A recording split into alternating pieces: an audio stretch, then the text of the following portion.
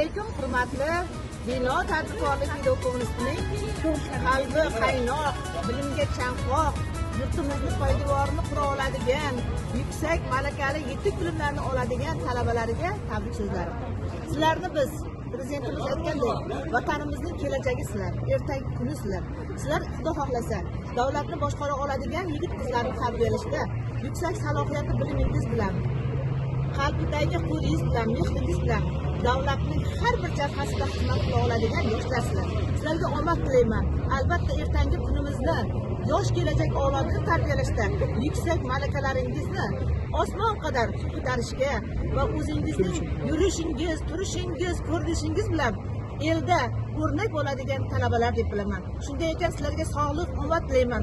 Doimo yurtimizning kelajagi uchun qaynoq bo'lib, omadli bo'lib, yutuqlarga erishinglar. Ota-onangizning ishonchisi, bizning tayanchimizsiz. Shunday ekan sizlarga sog'lik, omad tilayman. Bugungi bayram hammalaringizga qutlug' bo'lsin. Talabalar kuni bilan tabriklayman. Maşallah. Soat 5 dan beri hammani tabriklaymiz. Bayramimiz bardavom bo'lsin. Sog' bo'ling. Barcha talabalarni chin qalbdan tabriklayman. Ularga hayot yo'lida, ilm yo'lida, barcha yo'lda ulkan zafarlar, muvaffaqiyatlar tilab qolaman. Har doim mana shunday bir-birlar bilan ahillikni yo'qolmasin va talabalikning eng oltin davrini doim totib, eng baxtli talabalar bo'lib, mana shu yerni bitirib, biz yuzimizni yorug' qilib yaxshi yo'lda ishlayversin. Omad hammaga.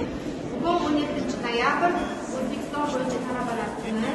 Men mana shunday go'zal talabalarga dars berayotganimdan, bilim o'rgatayotganimdan, ularning hayotida ozginagina bir iz qoldirayotganimdan juda ham mamnunman va bizning barcha talabalariga shu fursatdan foydalanib, butun O'zbekistonning talaba yoshlariga kelajakda el hayotida ulkan zafarlar, muvaffaqiyatlar va olam baxt tilayman. Talabalar borki, ustozlar hamisha bordir.